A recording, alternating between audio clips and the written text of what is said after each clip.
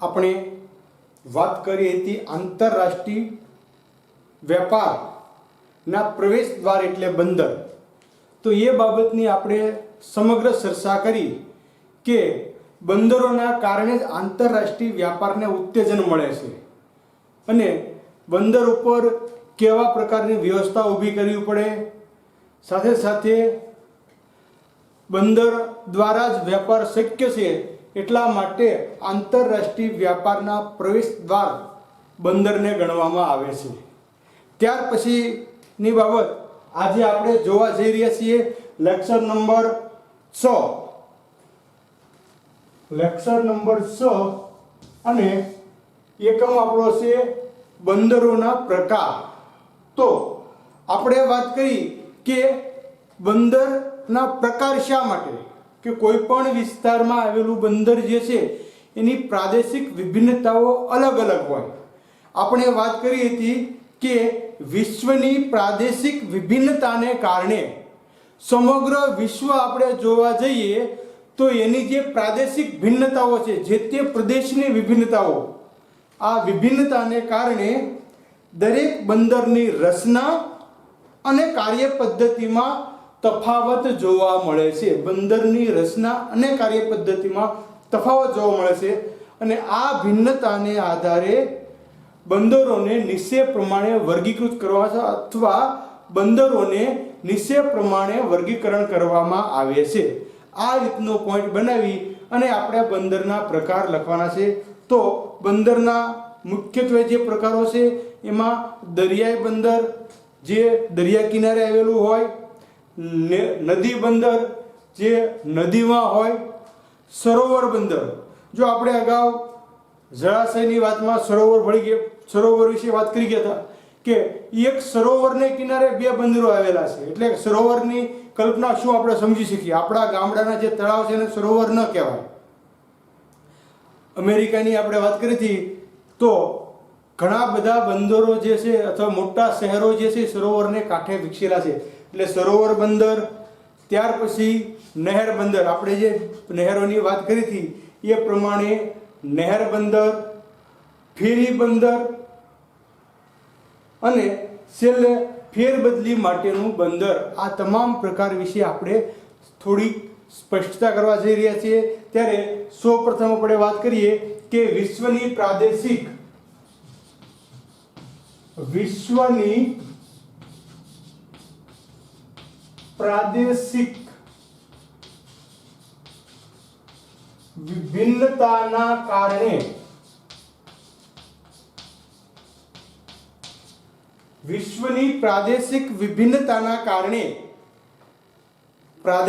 વિભિન્નતાના કારણે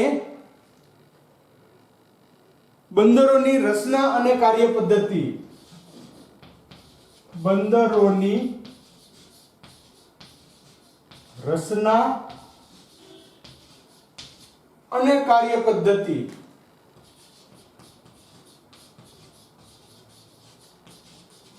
પદ્ધતિમાં તફાવત જોવા મળે છે.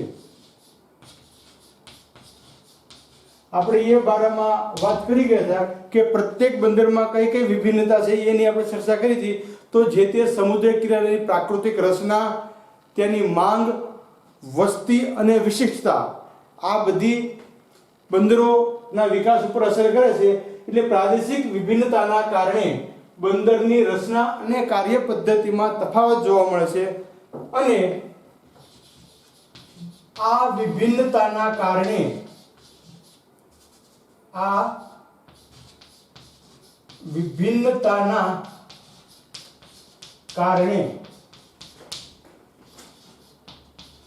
બંદરોના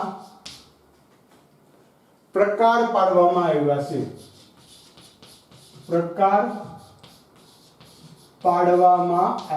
છે. જેની આવેલ છે બંદરોની રચના અને કાર્ય પદ્ધતિમાં જે તફાવત છે, આ તફાવતના કારણે બંદરોના પ્રકાર પાડવામાં છે. પહેલો પ્રકાર છે દરિયાઈ બંદર.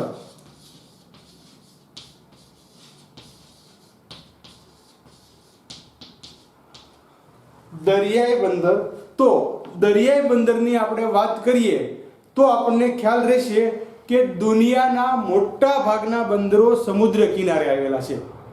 જો કોઈ પણ વિસ્તારમાં તમે હાલો અહીંથી છેક ગુજરાતથી શરૂ કરો, કચ્છથી શરૂ કરી અને છેક કલકત્તા સુધી ના તમામ બંદરો જે છે દરિયાકાંઠે હોય, કેમ કે દરિયો હોય તો જ બંદર હોય, બરોબર. એટલે દુનિયાના મોટા ભાગના બંદરો સમુદ્ર કિનારે આવેલા હોય છે.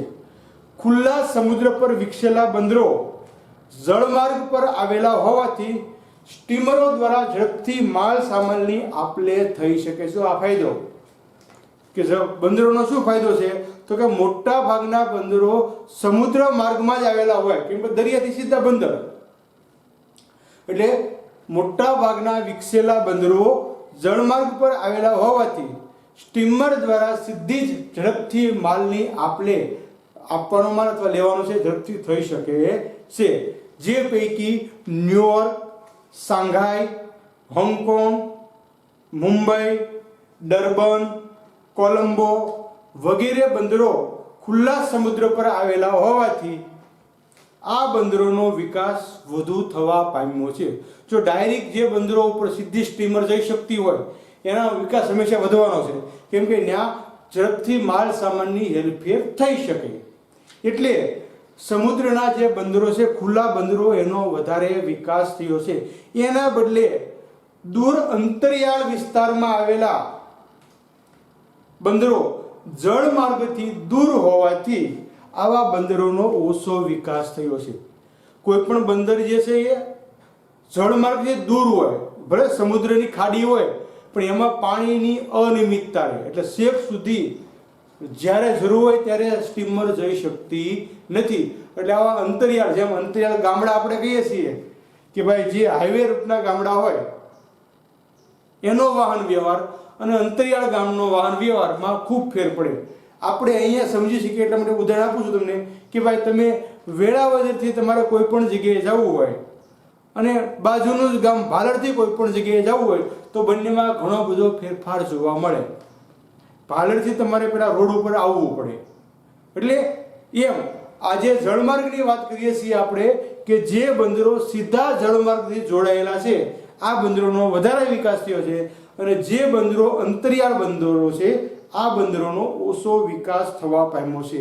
વળી પાછું અંતરિયાળ બંદર સુધી જવા માટે સમુદ્ર તળની જાણકારી અને માર્ગદર્શનની જરૂર પડે, કેમ કે ક્યાં સમુદ્ર શિશરો છે, ક્યાં દરિયામાં ભેખડો આવેલી છે, આ કોઈ વાતની ખ્યાલ ન હોય અને અકસ્માત થવાનો સંભવ રહેશે. કેમ કે જેટલી સ્ટીમર બહાર દેખાય એટલી સ્ટીમર પાણીમાં હોય અને એ કિનારે આવતા ઘસડાઈ જાય તો નુકસાન થવા શક્યતા રહેશે. એટલે અંતરિયાળ બંદરે જવા માટે તમારે જે તે વિસ્તારના સ્થળની જાણકારી, સમુદ્ર તળની જાણકારી અને માર્ગદર્શન હોવું જોઈએ. બાકી જે સમુદ્રના બંદરો છે એના માટે કોઈ વાતની જરૂર નથી, કેમ કે એ બંદરો તો ઓલરેડી સમુદ્રના કિનારે આવેલા છે. ત્યાં છેક સુધી દરિયાનું પાણી પુષ્કળ પ્રમાણમાં ઊંડાઈ ધરાવતું હોય છે. આપણે જે વાત ગામડામાં અનુભવીએ એ જ વાત અહીંયા સમુદ્રમાં પણ અનુભવાય છે. તમારે અંતરિયાળ ગામડામાં મુસાફરી કરવાની થાય તો 5 જણાને પૂછવું પડે કે ભાઈ આ રસ્તો ક્યાં જાય છે. પણ હાઈવે ઉપર જાવ તો આ બધે બોર્ડ જ મારેલા હોય છે, તો આપણને ખ્યાલ હોય છે કે અહીંથી આમ જ જવાય છે. એટલે આ દરેક બાબત જે આપણે રોડે લાગુ પડે છે આ જ બાબત અહીંયા બંદરોમાં લાગુ પડે છે. અંતરિયાળ બંદર જે છે એ અગવડતાવાળા હશે, જ્યારે ખુલ્લા બંદરો જે છે એમાં પુષ્કળ પ્રમાણની સગવડતા રહે છે. આ વાત જોઈએ આપણે દરિયાઈ બંદરની, તો પોઈન્ટ જોઈએ દુનિયાના મોટા ભાગના બંદરો, દુનિયાના મોટા ભાગના બંદરો 90% બંદરો, મોટા ભાગના એટલે દુનિયાના મોટા ભાગના બંદરો સમુદ્ર કિનારે હોય છે. સમુદ્ર કિનારે હોય છે. મોટા ભાગના બંદરો જે છે એ સમુદ્ર કિનારે આવેલા છે. ખુલ્લા સમુદ્ર પર, આ બીજો પોઈન્ટ, ખુલ્લા સમુદ્ર પર આવેલ બંદરો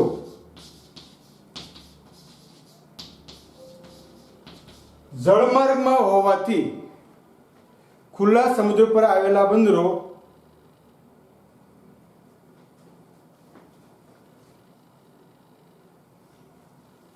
ખુલ્લા સમુદ્ર પર વિકસેલા બંદરો ખુલ્લા સમુદ્ર પર વિકસેલા બંદરો મુખ્ય જળમાર્ગ પર હોવાથી મુખ્ય જળમાર્ગ પર હોવાથી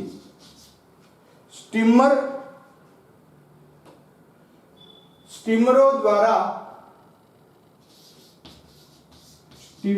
દ્વારા ખૂબ ઝડપથી માલ સામાનની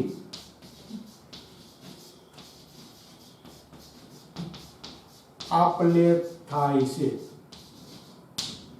ખુલ્લા સમુદ્ર પર વિકસેલા બંદરો મુખ્ય જળમાર્ગ પર હોવાથી સ્ટીમર દ્વારા ઝડપથી માલ સામાનની આપલે થાય છે.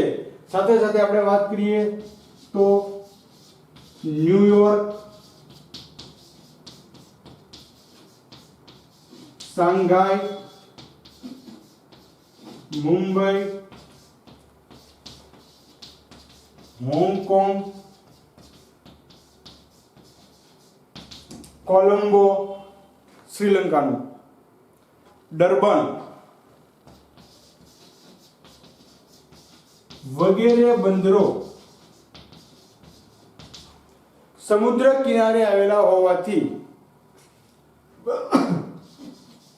બંદરો ખુલ્લા સમુદ્ર પર હોવાથી તેમનો વિકાસ વધારે થયો છે.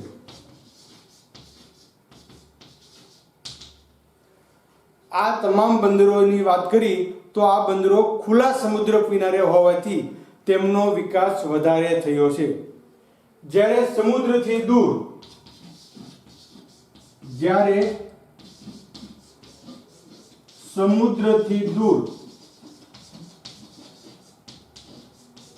અંતરિયાળ બંદરો સમુદ્રથી દૂર અંતરિયાળ પ્રદેશના કિનારે અંતરિયાળ પ્રદેશોના કિનારે આવેલ બંદરોનો વિકાસ ઓછો જોવા મળે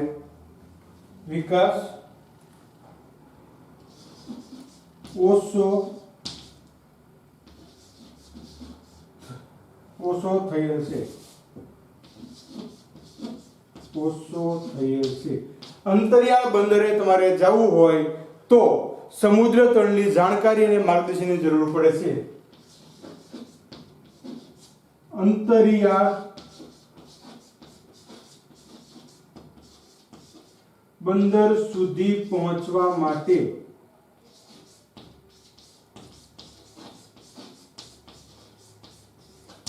અંતરિયાળ બંદર સુધી પહોંચવા માટે સમુદ્ર તળની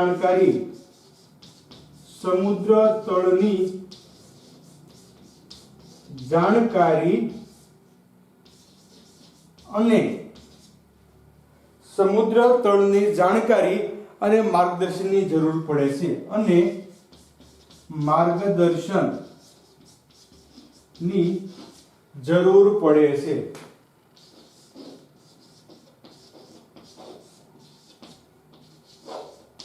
તો આ રીતે આપણે દરિયાઈ બંદરની વાત કરી. હવે પછી વાત આવશે નદી બંદર. તો નામ ઉપરથી આપણને ખ્યાલ આવશે કે નદીના કિનારે જે બંદર વિકસ્યું હોય એને નદી બંદર કહેવામાં આવે છે. ખાસ કરીને 12 માસ ભરપૂર જળ, જો 12 મહિના જે નદીમાં પાણી હોય એ જ નદી કામ આવે. ચોમાસામાં શરૂ હોય ને ઉનાળે સુકાઈ જાય તો કઈ વાહન વ્યવહારમાં અથવા જળમાર્ગમાં કામે આવે નહીં. એટલે ગુજરાતની એક પણ નદી જળમાર્ગમાં નથી. એટલે કે બારે માસ ભરપૂર જળ ઊંડા તળ ધરાવતી શાંત અને અનુકૂળ દિશામાં વહન કરનારી નદીઓના કિનારા ઉપર બંદર વિકાસ પામે છે. જો બંદર ક્યાં વિકાસ પામે? એક તો બારે માસ ભરપૂર પાણી હોય, ઊંડા તળ ધરાવતી, જેનું તળ ઊંડું હોય, સ્ટીમર તો પછી અંદર સમાવી જોઈએ ને, ઊંડું તળ હોય, શાંત નદી હોય અને અનુકૂળ દિશામાં વહન કરતી હોય, ધોધ સ્વરૂપે ન વહેતી હોય, આવી નદીઓના કિનારા ઉપર બંદરનો વિકાસ થાય છે. અને ખાસ કરીને વિદ્યાર્થી મિત્રો, આંતરિક પીઠ પ્રદેશોની જરૂરિયાતોની આયાત તેમજ ઉત્પાદનોની નિકાસ માટે આવા નદી બંદરો ખૂબ મહત્વના ભાગ ભજવે છે. અંદરિયા જે પીઠ પ્રદેશો છે, જેને દરિયા કિનારો લાગુ પડતો નથી, આવા જે પીઠ પ્રદેશો છે, આવા પીઠ પ્રદેશોની આયાત અને એના ઉત્પાદિત માલની નિકાસ માટે આવા નદી બંદરો જે છે એ ખૂબ મહત્વનો ભાગ ભજવે છે. ટેમ્સ નદી ઉપર લંડન બંદર, ઇંગ્લેન્ડમાં ટેમ્સ નદીનું નામ છે, ટેમ્સ નદી પર લંડન બંદર, અને એવી જ રીતે વેસર નદી પર હેમ્બર્ગ બંદરનો વિકાસ થયેલો છે. જો આ બંને વિદેશના છે. ટેમ્સ નદી ઉપર લંડન બંદરનો વિકાસ થયો છે, જ્યારે વેસર નદી ઉપર હેમ્બર્ગ બંદરનો વિકાસ થયેલો છે. આવા બંદરો જે છે, ભારતની વાત કરીએ તો ભારતમાં હુગલી નદી પર કોલકાતા નદી બંદર છે. જો કોલકાતા બંનેમાં દરિયાઈ બંદર પણ આવશે અને નદી બંદર પણ આવશે. એટલે કઈ નદી? હુગલી નદી ઉપર. આ ખાલી જગ્યા માટે યાદ રાખવા જેવો પોઈન્ટ છે, તમામ 3 પોઈન્ટ ટૂંકા પ્રશ્ન માટે. એટલે કે ભારતમાં હુગલી નદી પર કલકત્તા અથવા કોલકાતા જે છે એ નદી બંદર છે. નદીના પ્રવાહ સાથે તણાઈ આવતી માટી, કાંપ કે ભરતીના કારણે કાંપ ઠલવાતા નદીનું તળ સિસરું બની જાય છે, અને જેના પરિણામ સ્વરૂપ નદીઓની તળની ઊંડાઈ જાળવી રાખવા માટે વારંવાર ડ્રેજિંગ કરવું પડે છે. એટલે કે જ્યાં કાપ ભરાઈ ગયો હોય, આ કાપને ખાલી કરવો પડે.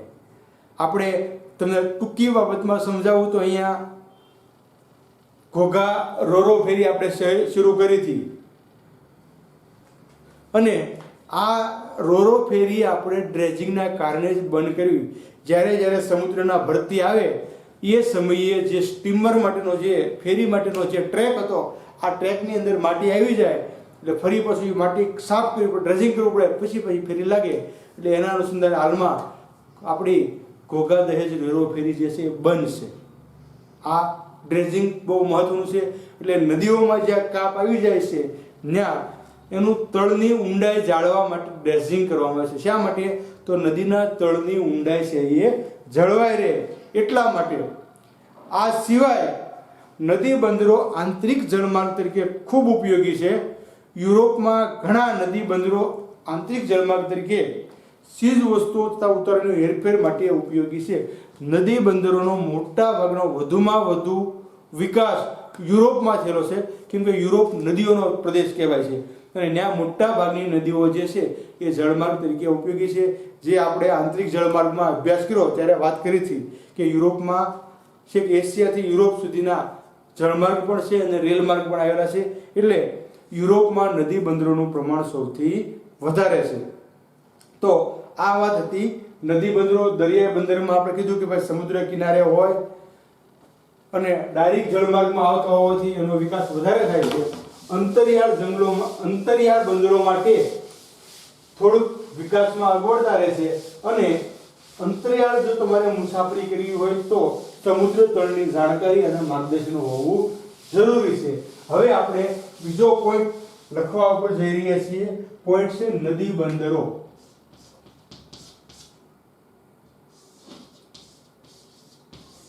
નદી બંદરો તો એની વાત આપણે તમને કરી એ પ્રમાણે બારે માસ ભરપૂર પાણી,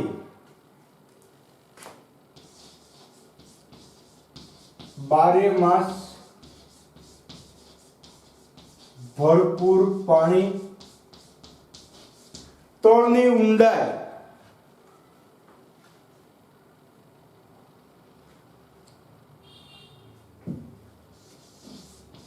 ઊંડા તળ ધરાવતી નદી, ઊંડા તળ ધરાવતી શાંત અને અનુકૂળ, શાંત અને અનુકૂળ દિશામાં વહન, અને અનુકૂળ દિશામાં વહન કરતી નદી, અનુકૂળ દિશામાં વહન કરતી નદીના કિનારે,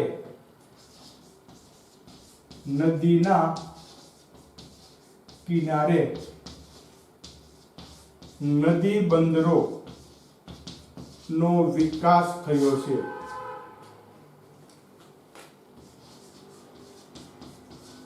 વિકાસ થયો છે. જો નદી બંદરો ક્યાં હોય તો જે નદીમાં ભરપૂર પાણી હોય, ઊંડું તળ ધરાવતી હોય, શાંત અને અનુકૂળ દિશામાં વહન કરનારી નદીના કિનારે નદી બંદરનો વિકાસ થયેલો છે. આંતરિક પીઠ પ્રદેશોની જરૂરિયાતોની આયાત અને ઉત્પાદનની નિકાસ માટે નદી બંદર મહત્વનો ભાગ ભજવે છે. આંતરિક પીઠ પ્રદેશોની જરૂરી આયાત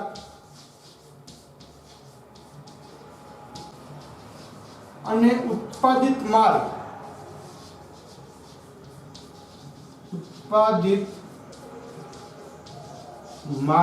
નિકાસ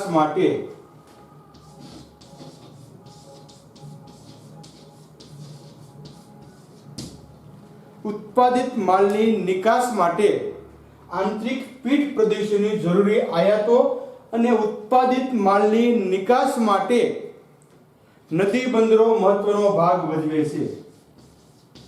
નદી બંદરો મહત્વનો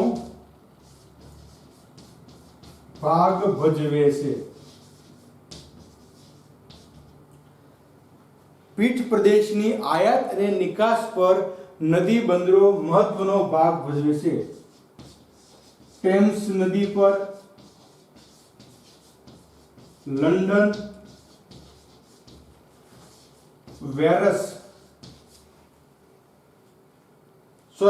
વેસર, જો શબ્દમાં થોડીક મિસ્ટેક બાય વેરસ ની પણ વેસર નદી પર, હેમ્બર્ગ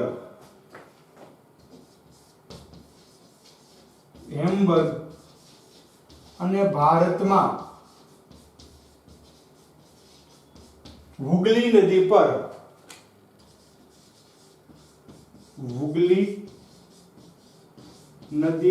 કોલકાતા નદી બંદરો છે. કોલકાતા નદી બંદરો છે. આ બધાય નદી બંદરો છે. નદીના પ્રવાહ સાથે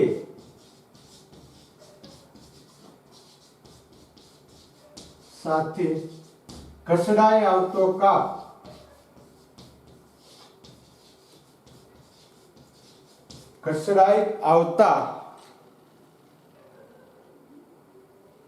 અથવા તણાઈ આવતા શબ્દ રાખ્યો આપણે ટેક્સ્ટ પ્રમાણે. નદીના પ્રવાહ સાથે તણાઈ આવતા કાપથી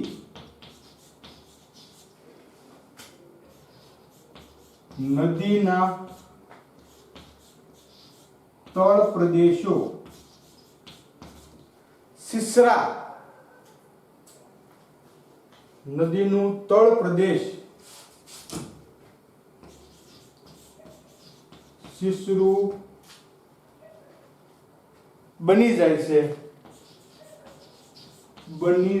છે ત્યારે ઊંડાઈ જાળવી રાખવા માટે ત્યારે નદી તળની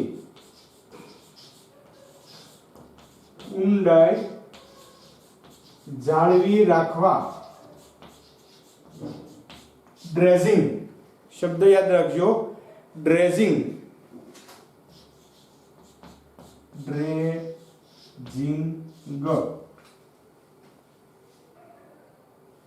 કરવું પડે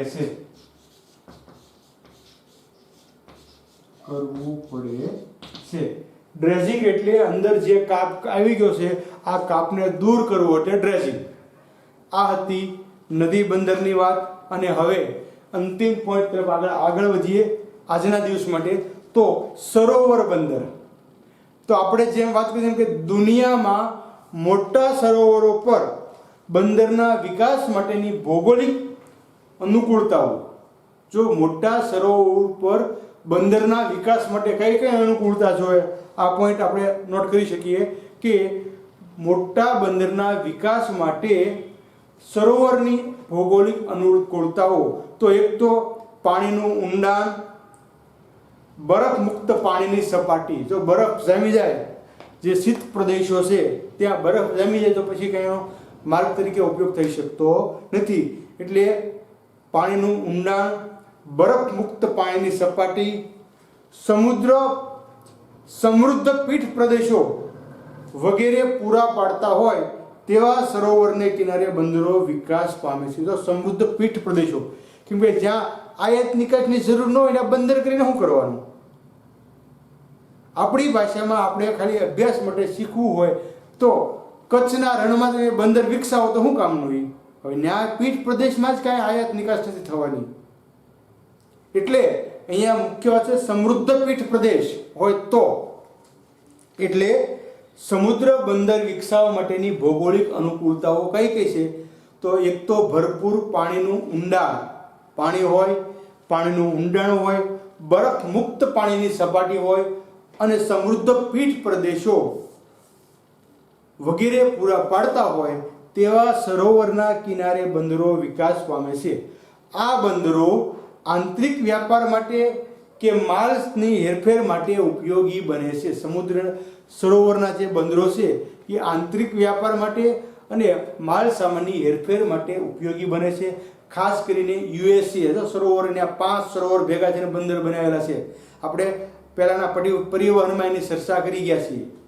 એટલે યુએસએ અને કેનેડાની સરહદ પર આવેલા સરોવરમાંથી નીકળતી સેન્ટ લોરેન્સ નદી ઉત્તર એટલાન્ટિક મહાસાગર ને મળતી હોવાથી આ બંને દેશોએ આ 5 સરોવર અને નહેર અને લોક ગેટથી એકબીજાને જોડી દુનિયાનો મોટો આંતરિક જળમાર્ગ પૂરો પાડ્યો છે, જેનો અભ્યાસ આપણે પરિવહનમાં કરી ગયા છીએ કે સેન્ટ લોરેન્સ નદીને લોક ગેટ દ્વારા નહેર સાથે જોડી અને 5 સરોવર દ્વારા યુએસએનો અથવા વિશ્વનો સૌથી મોટો આંતરિક જળમાર્ગ ખુલ્લો મૂક્યો છે.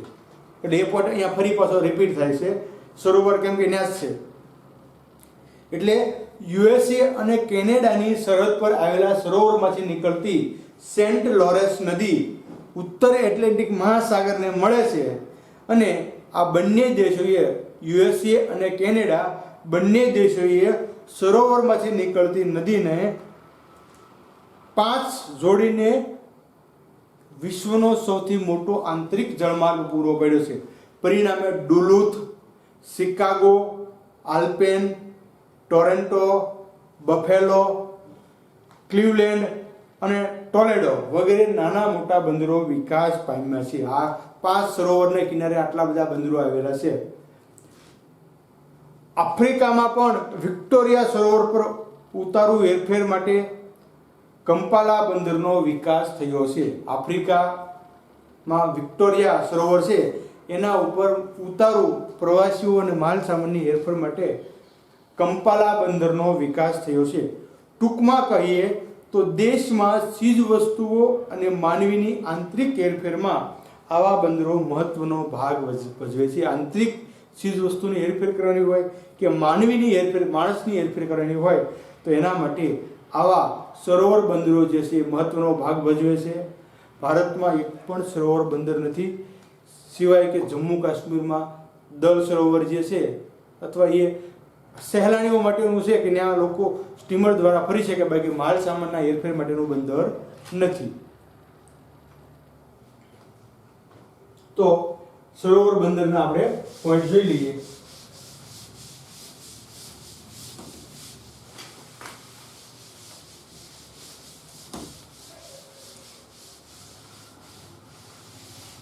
ત્રીજી બાબત છે બંદરોના પ્રકારમાં સરોવર બંદર.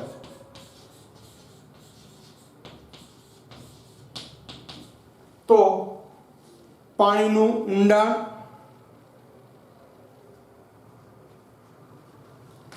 દુનિયાના મોટા સરોવર પર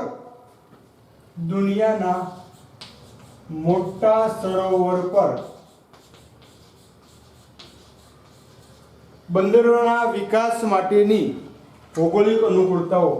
સરોવર પર બંદરોના વિકાસ માટેની ભૌગોલિક અનુકૂળતાઓ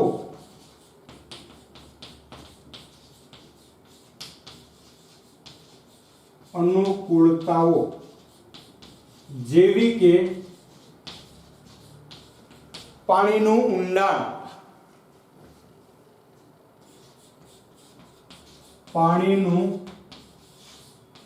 ઊંડાણ, બરફ મુક્ત સપાટી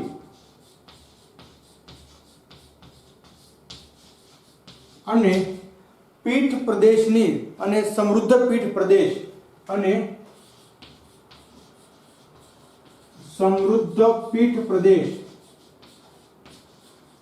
પ્રદેશોના કારણે. સમૃદ્ધ પીઠ પ્રદેશો, ત્રણ બાબત હોવી જોઈએ. સમૃદ્ધ પીઠ પ્રદેશોના કારણે સરોવર બંદરો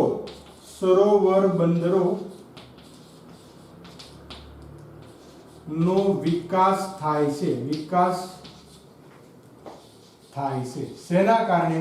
તો એક તો પાણીનું ઊંડાણ, બરફ મુક્ત સપાટી અને સમૃદ્ધ પીઠ પ્રદેશના કારણે સરોવર બંદરોનો વિકાસ થાય છે. અને આંતરિક વ્યાપાર માટે કે માલ સામાનની હેરફેર માટે બંદરો ઉપયોગી છે. સરોવર બંદરો આંતરિક વ્યાપાર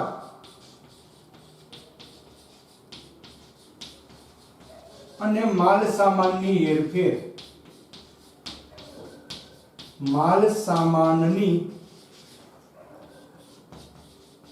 હેરફેર માટે ઉપયોગી છે.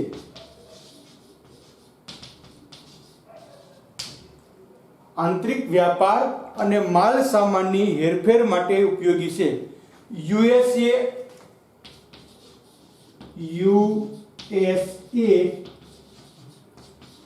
અને કેનેડા.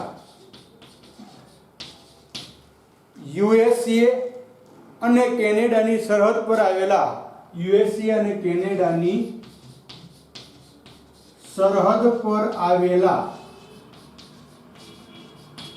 5 સરોવર આવેલા સરોવરમાંથી નીકળતી સેન્ટ લોરેન્સ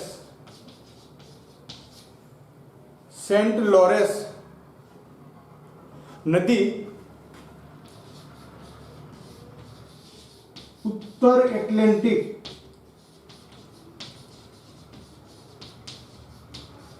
મહાસાગરને મળે છે. 5 સરોવર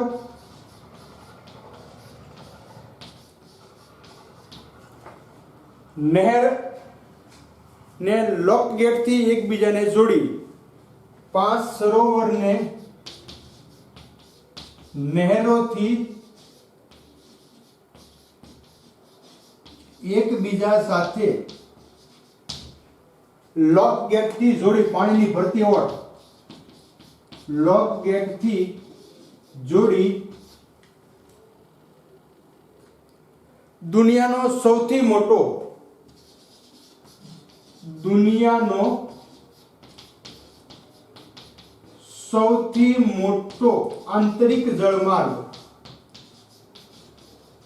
આંતરિક જળમાર્ગ પૂરો પાડ્યો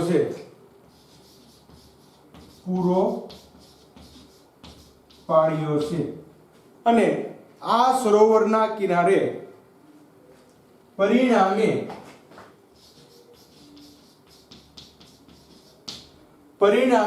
આ સરોવરના કિનારે ડુલુથ,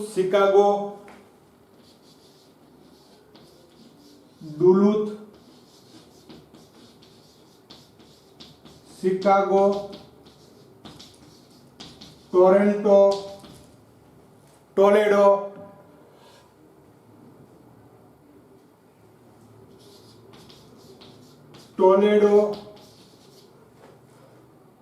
બફેલો વગેરે બંદરો વિકસ્યા છે. આફ્રિકામાં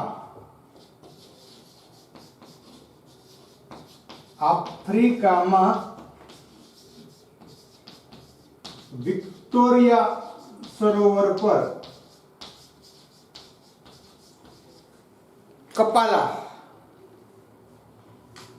સરોવર પર ઉતારુ હેરફેર માટે કપાલા